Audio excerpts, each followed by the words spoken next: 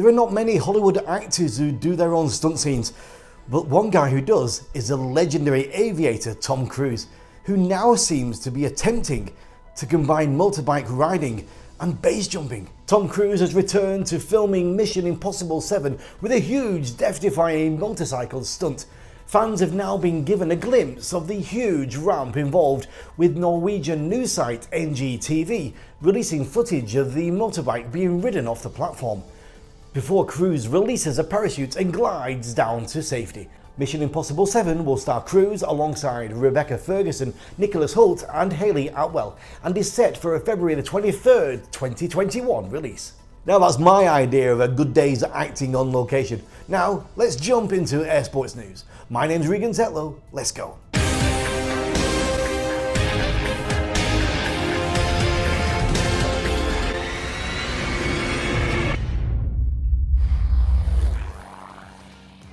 We have a new aviation record in this week's programme. This one's from SKYDIVING in France. The FAI has received both world and European paragliding records from Frenchman Charles Gazou, who has beaten his own speed record over a 25-kilometre triangle. The average speed of the paraglider on the course was 46.9 kilometers per hour. The difference of altitude between the start and the arrival point was a challenge. It must be less than 500 meters according to the FAI rules. Congratulations, Charles. Sun and Fun will be hosting a holiday flying festival and car show on December the 4th and 5th, 2020. This is one of the first good news stories from the airshow calendar in the US during the pandemic. The two-day fly-in drive-in event will include numerous aircraft displays and a large airplane and car show, live music and many other activities. Proceeds will benefit Sun and Fun's Aerospace Centre for Excellence, the STEM education programs, which have been deeply affected by the loss of the annual Sun and Fun Aerospace Expo due to the COVID-19. The 29th Lesno Balloon Cup started today. It is the first big hot air balloon competition event in Poland and one of only several in Europe this year.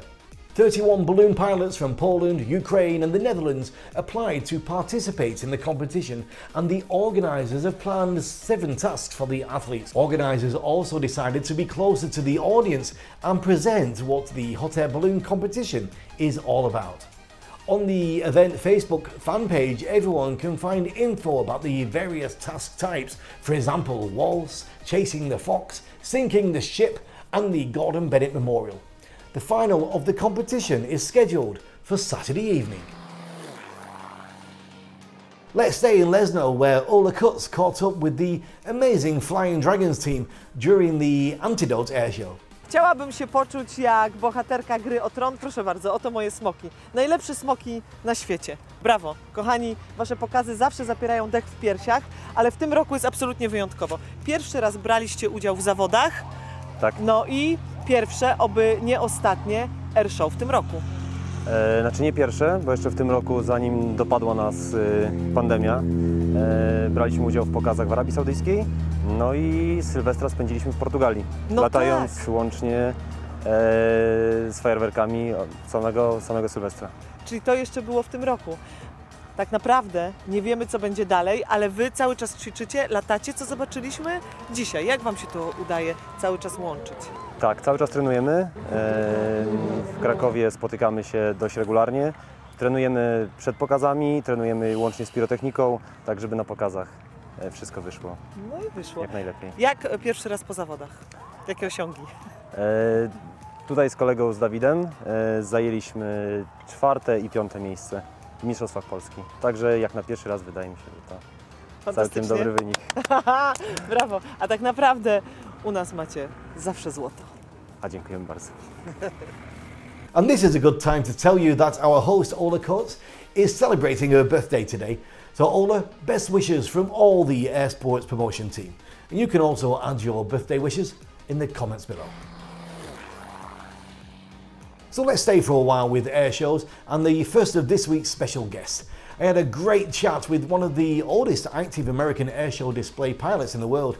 He's 79 and started flying when he was 15. Let's find out more with Gary Ward. Incredible. So how did the air show flying begin for you? How did that begin? Well, when I first, I've always loved doing aerobatics. I would do it in my Bonanza and other airplanes, you know, just basic rolls and stuff. But when I got to Pitts, I had an airplane I could ring it out. And I wasn't too smart about this. I taught myself aerobatics. I didn't get all the coaching and training that most people get. Now, that's dangerous. I don't recommend anybody do that because you can kill yourself doing that. I never came really close to killing myself, but there are some things, you know, spins and so forth that are not intuitive to recover from. But anyway, I got through it. And once I did the first air show, it just lit the fire. Man, I said, this is it. You know, I did a little competition flying first, and that was okay, but competition's great, and I'm glad I did some. But in all honesty, I wasn't that good at competition. I get more nervous with 5 judges watching me fly, Right. looking for every mistake I make than I do at an air show with 20,000 people watching, you know. It's funny because nobody's judging me, you know. All I got to do is entertain those people. And that's what I like about it is What about for the next few months, Gary? What have you got coming up before we get to the end of the year? What's your plans? my plans are, well, a week and a half next to go to the Stoll event, then maybe do some more flying as the weather cools off, do some more flying in the Super Cub. I am selling my helicopter. It's expired, so I'm selling it for somebody to rebuild, and I'm going to try to find another one. Yeah. It's got kind of midlife, you know, times, but I'm really addicted to the helicopter flying now. So Gary for sure is a treasure of aviation knowledge. So if you want to know more from him, watch the full-length interview on our YouTube channel. This summer, a team of researchers, engineers and a drone pilot of TU Delft travelled to an airbase in Germany for the first real test flight of the scale model of the energy-efficient aircraft design called the Flying V. The project was announced last year together with KLM after a period of extensive wind tunnel testings and a series of ground tests in the Netherlands. It was time to perform the first flight and obtain an impression of the flight characteristics. The full-size aircraft will be 17 meters tall, carrying 314 passengers and using 20% less fuel compared to the Airbus A350. My second special guest this week is one of the great young generation of indoor skydivers, Canadian Malachi Chewy Dieth. I spoke with him about his time during the pandemic, and during the interview, he had a few surprises for me. How did the tunnel flying begin? Tell me how it started. Well, me and my brothers got good report cards in elementary school about 5 years ago. And then my parents kind of, as a reward of doing that, brought us to iFly. And my dad used to be a skydiver. He was one jump away from his A license. Yeah. So he was kind of like, this is something cool. I can like kind of show to my kids what skydiving was like for me. And maybe this can like be my thing that I can do. And then I went and, well, I loved it. Like basically everyone does. I don't think people go and they're like, no, I didn't like it. And then I got a call back from one of the instructors that they were starting a kids club, which is basically a group of kids going back, like I think it was bi-weekly back then. And then I loved it. Parents said that it was okay that I could go back, and then started training. Did you do a little bit of dynamic for a short period? I do now. My main focus was four-way and then freestyle, and then now I've just been kind of in the freestyle training. A lot of it is dynamic efficiency, so you might as well kind of train that to incorporate it into your freestyle as well. Right. So a little bit of competition. Somebody's just come on Zoom who wants to join.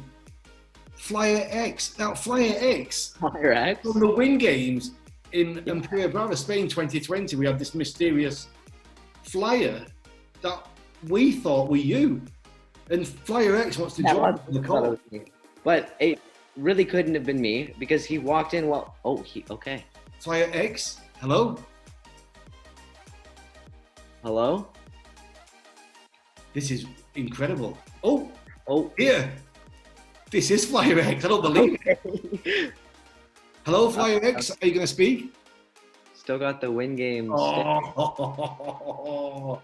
Now, Flyer X actually competed in the Win Games. Tell me what Flyer X did. I can't remember. Me? I think Well, they Firex, did. did Firex compete in part of it? Did Firex compete Yeah. in freestyle? They did solo speed, I think, but they showed up. They didn't show up half the time. The full-length interview with Chewy is now available on the Air Sports Promotion YouTube channel. A camcopter S100 drone made its first commercial drone delivery to an offshore oil platform in late August, and it might be the beginning of a major industry. The helicopter drone flew a 3D printed part from Norway to a rig located about 60 miles off the coast. The flight was conducted without any special airspace adjustments, and the drone was just part of the traffic servicing the oil fields. The drone also did an exterior inspection of the drilling platform and performed a simulated search and rescue drill with the rig's standby vessel. Also, the online retailer Amazon has obtained approval from the US Federal Aviation Administration to launch the delivery of parcels using autonomous drones. The company emphasizes that it is still testing the solution. So what an amazing time for aviation we're living in. But let's check out if the past was also as amazing. It's time for our Hero of the Week. On the 7th of September 1931, Lowell Richard Bayliss won the 1931 Thompson Trophy race, flying the unique GB model Z aircraft named City of Springfield. The racer was painted black and yellow and carried the number 4 on its wings and fuselage. Bayliss' average speed for the 10-lap pilot race was 236.2 miles per hour. In addition to the Thompson Trophy, Lowell Bayliss won $7,500 US in prize money, which is equivalent to $130,000 US in today's money. The GB aircraft was powered by a huge 575 horsepower Pratt & Whitney engine, and despite its racing characteristics, was able to cover the range of 1,000 nautical miles. It is perfectly recognizable thanks to its toy-looking appearance. On the 7th of September 1927, Clyde Vernon Cessna and Victor Herbert Roos formed the Cessna Roos Airplane Company in Kansas, USA. Today, it is one of the biggest and best-known general aviation manufacturers, producing light piston planes, turboprop aircraft, and business jets. On the 7th of September 1929, Officer Henry Weichhorn flew a Supermarine S.6 aircraft to win the Snyder Cup race. Teams from several nations, France, Great Britain, Italy, and the United States, competed with float-equipped airplanes built specifically for the races. Dick Weichhorn finished the course with an overall average speed of 325.62 miles per hour. On the 8th of September 2016, Hans Arch died in an aviation accident. Arch was an Austrian pilot who competed in the Red Bull Air Race World Championship from 2007 to 2016 and won the championship in the 2008 season. He died during a helicopter supply flight to a remote mountain lodge, the Elberfeld Hut. Shortly after takeoff, the helicopter struck the side of the mountain. On the 8th of September 1914, Pyotr Nesetrov died. He was a Soviet aviation pioneer and aerobatic pilot. He died during the first air ramming of an enemy plane in the middle of the First World War. In 1994, it was commemorated by establishing the Nesetrov Medal, awarded to Air Force soldiers and civil aviation personnel. Happy birthday to Randolph Bresnik, born on the 11th of September 1967. This American astronaut is one of the few people to have spent more than 12 hours on a spacewalk. During an Atlantis space shuttle mission, he spent more than 10 days in orbit. And it's also a special anniversary for me. 30 years ago today, the 9th of September, I did my first parachute jump at Tulstock Airfield in the UK. Static line round. Anyway, so please, no matter if you're an aviation fan or an athlete or a sports enthusiast, join our Air Sports fan platform. It's a great tool for competitions, air shows, fairs or conference organisers, and also for clubs, schools, and, well, just have a login and check it out for yourself.